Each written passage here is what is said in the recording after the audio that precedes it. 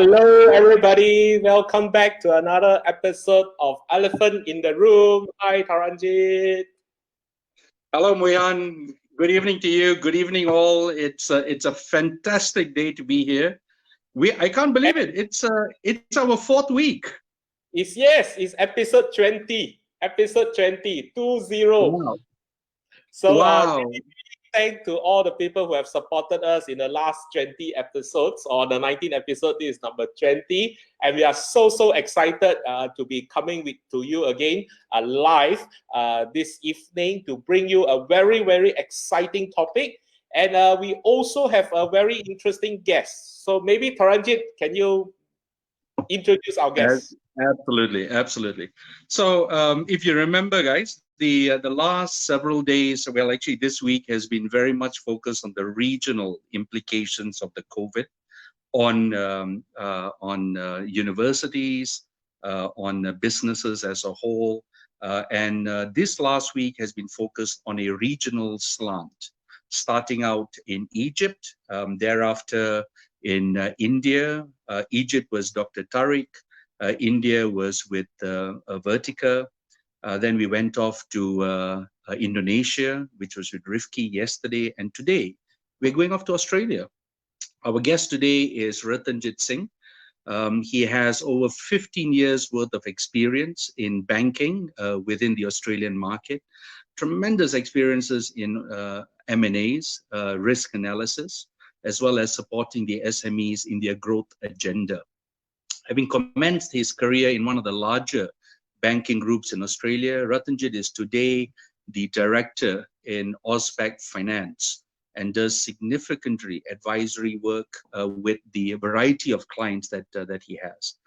He has been very actively involved in the Young Sikh Professional Network. Good on you, Ratanjit, for several years. And right now he sits as a board member of White House Business Group, with a specific focus on supporting the growth of small businesses in Melbourne, specifically, and Australia at large. Ratanjit, welcome to Elephant in the Room. Thank you, Taranjeet and Muihan. Thank you for having me in here. It's really and great effort on the 20th episode. I've seen a few, and really informative and brilliant. Thank you. Excellent. So you are our last guest today for this week, and we'll be very intrigued to hear how things are playing out on the ground in Australia, with the impact of COVID and the slowdown that we have been experiencing regionally and globally over the past several months. So let's start off very quickly, and I'm going to pass this on to Muihan, but let's start off very quickly with what the current situation is like in Australia for COVID-19, Ratanjit. Yeah, thank you. So yeah, it's good to start off with the elephant in the room, I guess, that COVID-19 is what we're all talking about. So Australia, interestingly, seems to have gotten COVID-19 relatively under control. The numbers around 30 new cases so under 30 new cases since probably around the 20th of April. So for a few weeks now, we've been experiencing those numbers.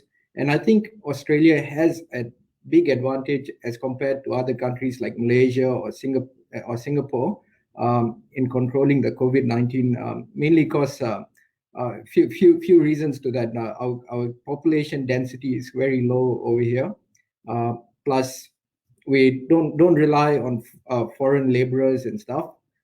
So I think it's been under control. And the third thing is, if you look at our population centers, it's like maybe 5 big cities all around. So those 30 new cases are actually quite spread out. So if you look at Victoria per se, maybe they'll have less than in single digits, basically. So that 30 new cases are Australia-wide. So looks like we are in a sort of recovery phase, and probably Australia, and I'd say probably New Zealand as well, is probably in a similar situation, and it's because of those factors. Great. And it's very refreshing to hear somebody from some part of the world who say that you all have it under control, because the rest of us that we've been talking, I think we are still up to our noses in most countries, and I think there is a lot of negativity, fear, anxiety relation to COVID and impacting businesses and employment as well, right? So before I go on to the line of questioning, I just wanted to do a shout out. So for those who have just joined us, welcome to Elephant in the Room. And today we have our guest, Ratanjit Singh, all the way calling in from Melbourne to share with us what's happening in Australia and how the entire things is changing or not changing because of COVID-19. And thank you for tuning in. Please do comment below where are you watching this from so that we can do a shout out to you. But we have a few people that we wanted to shout out very quickly.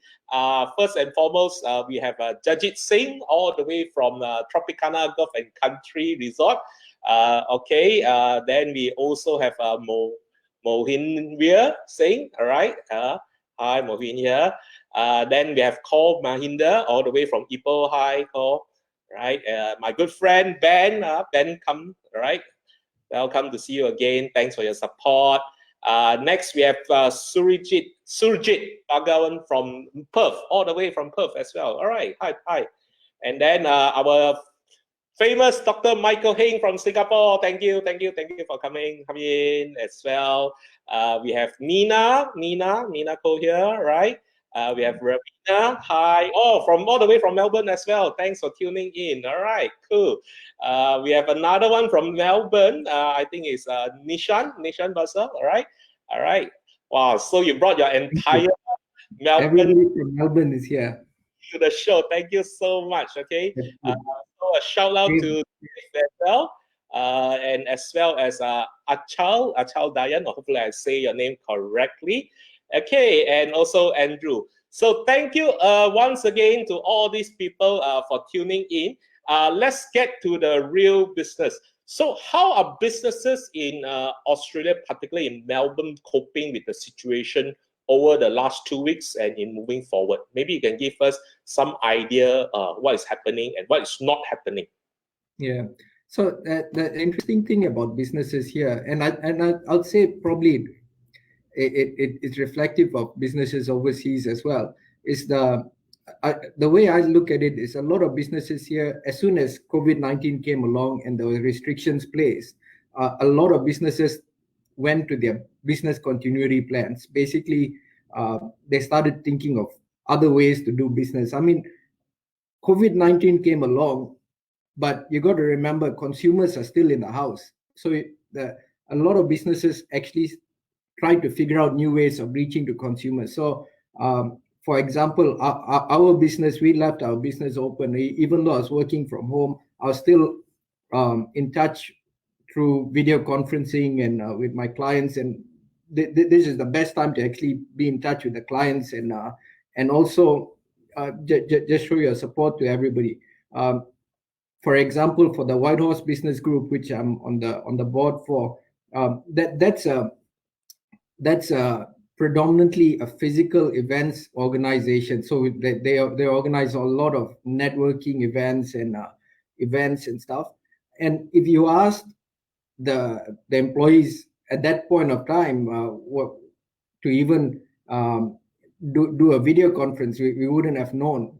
But since February, there's just been an adoption of technology to be able to reach the consumers basically. And I mean, right now we've done 5 different video conferencings and stuff. And again, I think that the most important thing which I see here is businesses have taken up technology not as a they brought forward the technology plans basically. So like we always thinking about video conferencing, but a lot of businesses have brought forward their plans to deal with this. And that's very, very heartening to note, Ratanjit, the fact that you are able to effectively use technology here. However, you also have instances where people like the manufacturers who are providing, widgets, who are currently manufacturing all this sort of stuff, whether it be for local domestic consumption or for the overseas market. They require 200 people, they require 100 people there to man the machines. You've got people who are in car showrooms who go out there to conduct these sales. Now, obviously, that's going to be impacted quite significantly, or is it not? Definitely, it will be impacted. I mean, the fact that it's basically, if you got gears of the economy, if you're on fifth gear, you're running all fully before COVID-19 and everything. So I mean, we're probably on the second or third gear right now, and definitely you'd be impacted. I mean, the fact that people like that borders are closed, and but I think the thing is making the best out of what you have at the moment. I mean, if you're a manufacturer, I mean, your productivity level is going to go down. I mean, Australia manufacturing is not probably the biggest output for Australia, but like I said, I think this is the time that you got to actually figure out other stuff that you can do. Agree. So one of the larger outputs is oil and gas and mining, whether it be out in Coolgardie or whether it be out in different parts of Karratha up north and what have you. So how do you see this playing out? Now, that's a substantive contribution to the GDP of the nation. Now, with this playing out here from a GDP perspective, what are your thoughts about how will this play out? And I know there's some other questions that are being lined up, and I know Muihan is doing that as we speak. But what are your views here, Ratanjit? Interestingly, right, mining, Australia has always been the lucky country. Melbourne was in the turn of the century was the richest country in the world because there was gold here. So right now, yeah, Australia is one of the main outputs is basically mining, and if you look at our trajectory, that the last Australia hasn't had a recession since probably the early 90s. So basically, that we haven't had like there was GFC happening. We felt a bit of impact, but it wasn't a substantive impact because we were quite sheltered from it. Even the European crisis now, and it's probably to do with mining, because what happens is if you look who is our biggest trading partner is actually China, and that's the same period when China has actually had a significant amount of growth. So I think our trajectory followed that trajectory as well. Absolutely. So I mean, the biggest outputs in Australia at the moment is basically mining and real estate and construction. So those. Okay. Excellent. Muihan, you have some questions to bring out and ask whilst we're doing this. There we go. And this is Dr. Heng from Singapore. Are there finger pointing? Now, this is a good one. Finger pointing to the People's Republic of China, Chinese, that means mainland, especially from students who went home end of January for the Chinese New Year and initially not allowed to return. What's your view there? What's the feeling on the ground, Ratanjit? I don't think it's finger pointing. I think it's just protecting the domestic things. I mean, like if that's where the virus originated at that point of time, and you're trying to prevent the virus from coming here, you close the borders to do that. I don't think it's any prejudice or anything against that. It's that's my opinion, basically. Good point. Good point.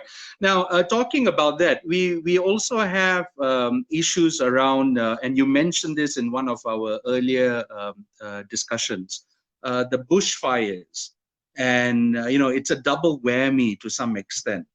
You had the bushfires in the September-October timeframe, and it burned Australia to the core.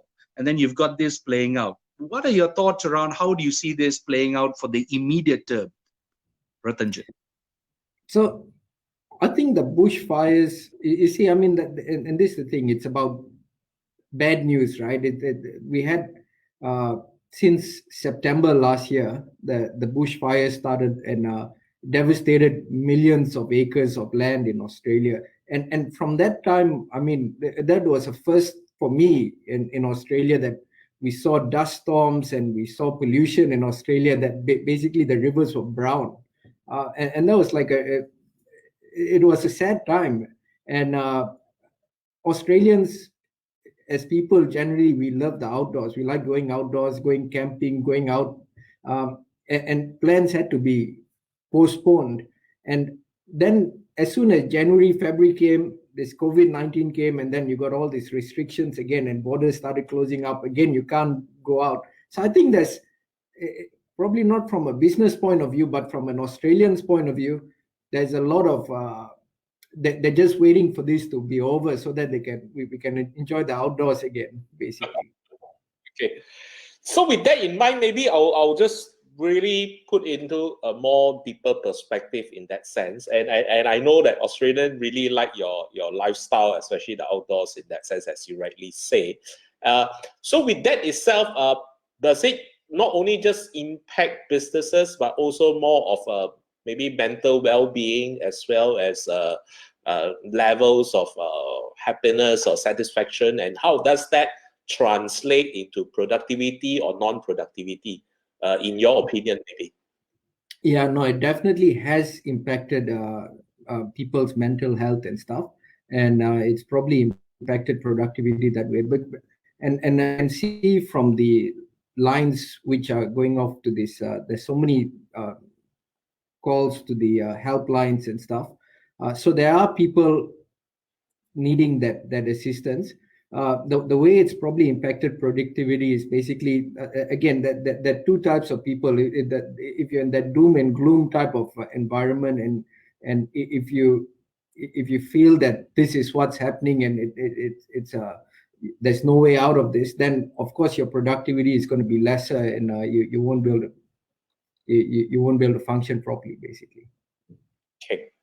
So thank you for those who have just joined us today. Elephant in the room, we have Ratanjit Singh all the way calling in from Melbourne to share with us the perspective, what is happening in Australia.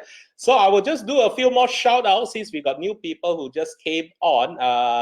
So we have Miss Bain from KL. Okay, hi, thank you for tuning in. All right. I think we talked about Mina already. Hi, Mina. Right, if we missed you earlier. We have Vertika. Vertika, thanks for tuning in as well. We have Vertika back here. Thank you from all the way from New Delhi. All right. Then we also have Tashwinder, right? Tashwinder, I think I got your name right. And Jaswinder as well from London. Jaswinder and Jaswan, all the way from London in that sense. All right. So we have a quick question from Nishan. Nishan asks, what about the industry that you are doing well post-COVID in Australia as well as in globally? Maybe you want to give us your thoughts on that. Definitely the essential services are going to be doing very well. In Australia, probably essential services like, I mean, your medical side of things, they're going to be very strong. In fact, engineering, that's really strong as well. So because you remember the construction sector is going on still, and there are multi-billion-dollar projects still on the way, especially in Victoria, which is going on. They're building tunnels and connecting a lot of infrastructure projects. So basically, those two sectors are definitely very strong.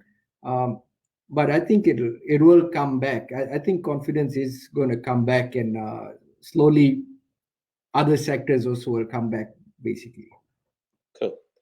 So next we have KJ Cole. KJ Cole is my good brother, schoolmate, grew up together. Thanks, Colin, for tuning in. So you asked this question that Australia predominantly is a commodity-based economy with inevitable slower demand from globally.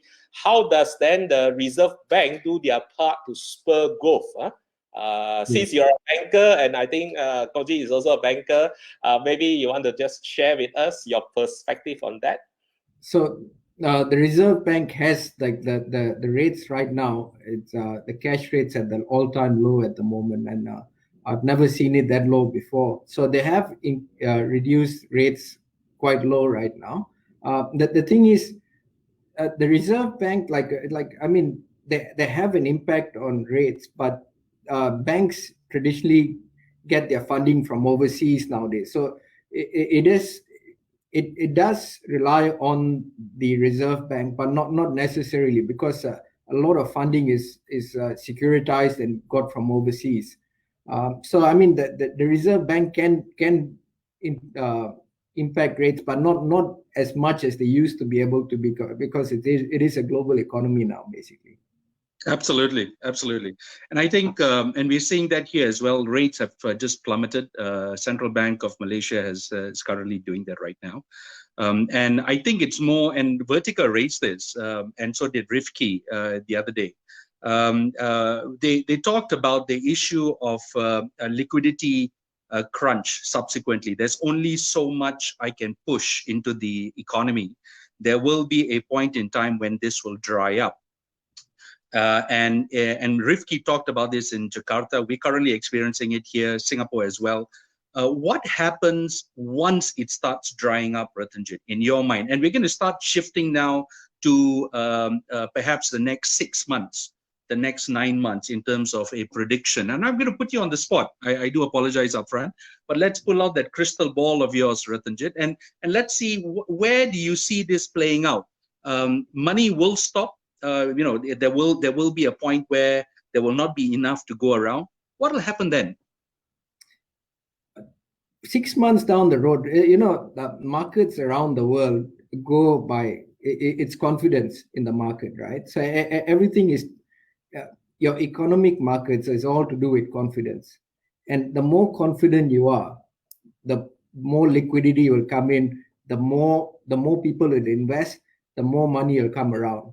Now, that confidence level has to come back up. Right now, as of today, I mean, the last, for Malaysia, Singapore, probably the last 2 months, everything has been bad news in the newspapers, right?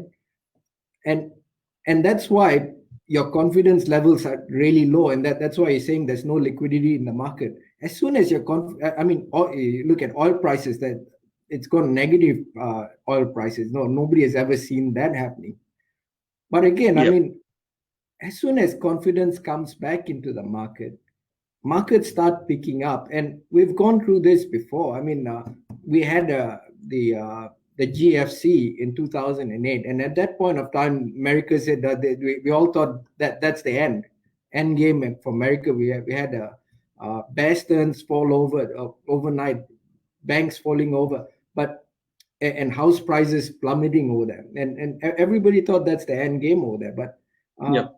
Once your confidence comes back in the market, if you look at the markets, they really bounce back up. So I think it's a matter of time where and how the confidence going to get back into the market is by, I mean, the elephant in the room is COVID-19. Once we can get COVID-19 under control, then you'll see confidence come back in the market, and liquidity will come back in the market as well. Absolutely. All right. So it needs to be based on fundamentals. Now, question, and on that basis, a very interesting question raised by Dave Weigel, a very close friend of mine, incidentally, and I understand he knows you as well. So, Muihan, could you just pull out what Dave had asked? What are your thoughts about how the government has implemented the measures to limit the spread of virus to date? Just 2 or 3 things. We are coming into the end of the session, Ratanjit. Personally speaking, I think that's enough in Australia. I mean, Australia has been really conservative, especially if you look at Victoria. Other states have started relaxing their social distancing rules, but Victoria is still quite strong. And like my first points just now, I think Australia is in a better place than a lot of other countries in the world, and that's because our population density, that 2.3 people per kilometer in Australia. For example, in Singapore, there's like 9,000 people per kilometer. So yep.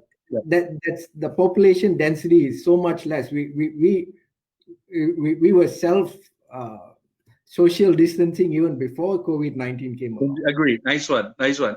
Okay. There is another question that came out, and maybe we could talk about, Muihan, if you could pull another question out, one last one before we start wrapping up.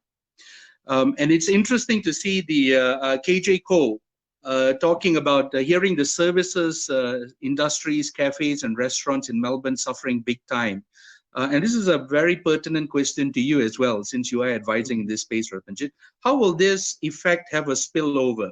And Dave then talks about the mortgage industry. How will this now impact and will be impacted by this spillover, given the fact that things are slowing down, especially in this particular sector, the retail sector? Okay, so the question is mainly about the property market, I think. So property is driven by a few factors. So one big factor is population growth, right? So it depends on population growth, people employed, and they've got wages to actually get loans and stuff. But a big impact is actually population growth. And now the thing about Australia, right? And if you look last year at this time, exactly last year this time, the property market was subdued even last year this time, and that's because we were waiting for elections to come along. So that there are going to be troughs up and down in the property market. And if you had bought last year at this time, just before the elections, it was probably a good time to buy property. But the fact of the matter is, population is keeping growing, especially in, let's say for Melbourne, population at the moment is 4.5 million. And by 2030, that's less than 10 years time now. And that's going to be 6 million. That's 1.5 million increase in population. These people got to live somewhere. So, if you look at the investments which the state governments are doing in infrastructure projects, building highways, freeways, underground tunnels, everything, they are factoring that we're going to get 6 million people in by 2030. So there is going to be a slowdown slightly because due to COVID, borders are closed, immigration will be a bit slower. But I think once this thing gets over, and again, I'm a bit more optimist, I guess, that once this thing gets over, that's something you can control. The population growth you can actually control. So I mean, they might get more people in because there's been a slowdown in 2020, but that's something you can control. Good points. Very good points. Muihan?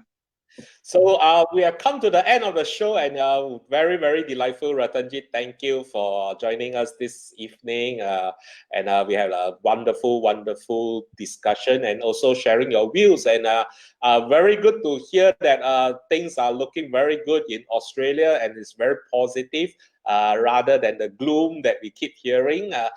So that's great. Maybe Taranjeet, you have one or two thoughts to maybe just pick up some key points that are. Sure.